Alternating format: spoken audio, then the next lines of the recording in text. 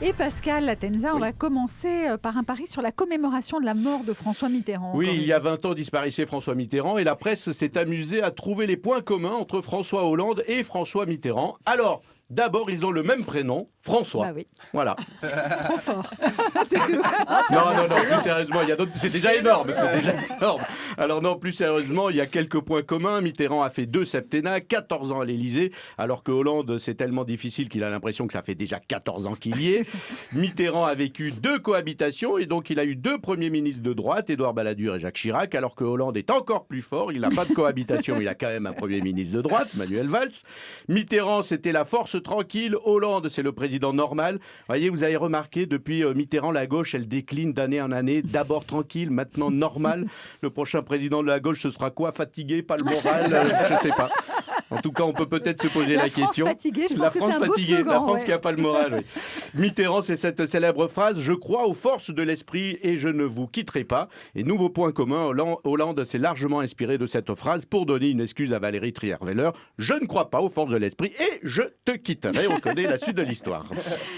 Ensuite, après Julien Lepers, France 3 arrête aussi la célèbre émission 30 millions d'amis. Oui, après Julien Lepers, c'est question pour un champion. La célèbre émission animalière 30 millions d'amis, c'est fini. Ce sont les soldes à France 3 sur les vieilles collections. Tout doit disparaître. France 3 se débarrasse de tout ce qui est vieux. Je m'inquiète donc pour Gérard Rolls. Il était sur France 2, on l'a transféré sur France 3 et c'est jamais bon signe.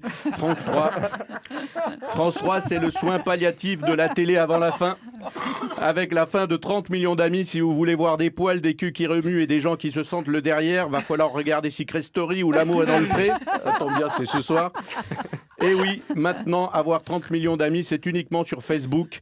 30 millions d'amis, c'est 40 ans d'émission dont Mabrouk, le berger allemand, était le symbole. Elle était unique. Il n'y avait pas d'autre émission comme celle-ci dans le monde. Enfin, sauf en Chine où 30 millions d'amis, c'est une émission culinaire.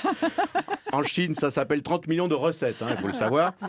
Alors, après l'annonce de la fin de 30 millions d'amis, c'est l'émoi dans le pays. Des milliers de téléspectateurs souhaitent le retour de Mabrouk à l'antenne. Du coup, il se passe tellement de choses à France 3. Il y a tellement d'annonces qu'il y a confusion. Je ne sais plus s'ils ont fait piquer Julien Lepers et licencier Mabrouk ou l'inverse, je ne sais pas. D'ailleurs, je veux rassurer Julien Lepers avec cette citation de Mitterrand, justement, qui lui va comme un gant. Je crois aux forces de l'esprit. Tu ne vas pas nous quitter.